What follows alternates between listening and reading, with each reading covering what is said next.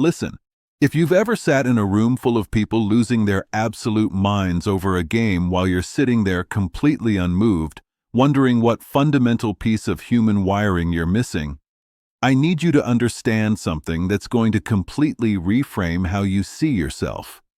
The truth is that your complete indifference to whether 22 strangers kick a ball into a net or throw it through a hoop isn't a personality defect or some kind of emotional vacancy. It's actually your brain operating on a totally different reward system than the people screaming around you.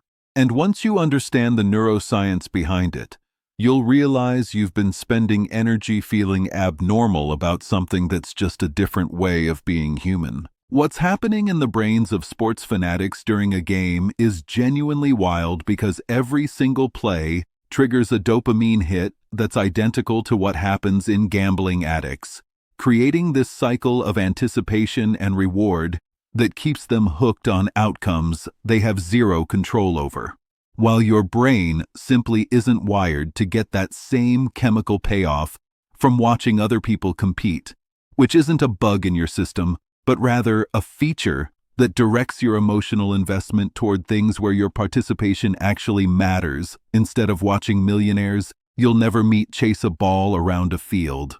Here's what nobody explains about why some people care so intensely while others couldn't be less interested. Humans evolved as tribal creatures where belonging to a group meant the difference between survival and death. And sports teams have essentially hijacked that ancient circuitry by creating modern tribes complete with colors and chants and shared enemies, triggering oxytocin release in fans' brains that makes them genuinely feel like these athletes are part of their family even though they've never had a conversation with any of them. But people whose brains don't respond to sports tend to have what researchers call lower tribal binding, meaning their sense of identity isn't dependent on merging with a collective or defining themselves against an opposing group, which explains why they can watch two teams play without feeling personally invested in the outcome or experiencing that us versus them mentality that makes sports fans genuinely hate the other side, despite having no rational reason to care. There's actual genetic research suggesting that variations in dopamine receptor genes can predict how much someone responds to competitive spectator activities, which means your total apathy toward playoff games might literally be written into your DNA rather than being some kind of character flaw that needs fixing. What's fascinating is that everyone has roughly the same capacity for deep emotional investment, but non-sports people allocate that finite resource completely differently. Instead of pouring it into the narrative arc of a championship season or the comeback story of an underdog team, they're directing that same intensity toward artistic pursuits, intellectual challenges, personal relationships, creative projects, or social causes where their engagement actually shapes the outcome rather than being passive observers of someone else's struggle. Studies show that people with low sports interest score significantly higher in openness to experience and aesthetic appreciation, meaning they're getting their hits of meaning and transcendence from music, literature, nature, ideas, conversations that dig beneath the surface, moments of genuine human connection, rather than the manufactured drama of athletic competition. Neither approach is superior because both are just different strategies for satisfying the human hunger for narrative and belonging and peak experiences. But understanding this difference explains why sports fans and non-sports people often talk past each other. One group finds epic meaning in championship runs, while the other finds it utterly baffling to emotionally invest in randomness they can't influence performed by strangers who don't know they exist.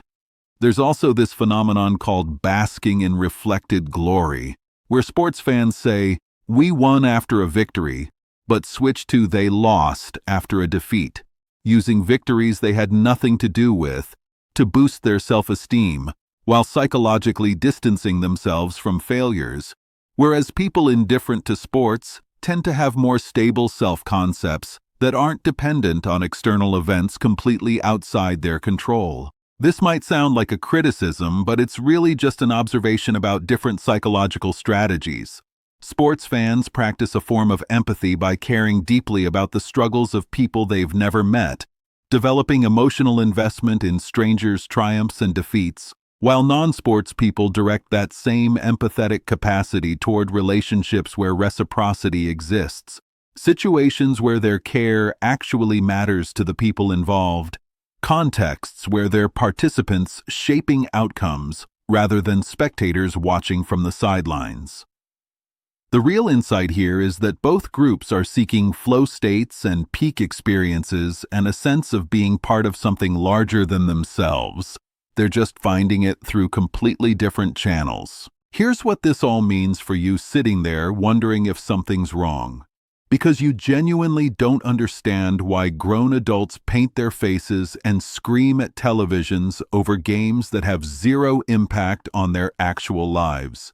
Your brain's reward circuitry, tribal instincts, empathy allocation, and meaning-making systems are calibrated differently, directing your attention and energy toward your own lived experience rather than vicarious participation in someone else's competition, which is neither better nor worse, but simply another way of navigating what it means to be human.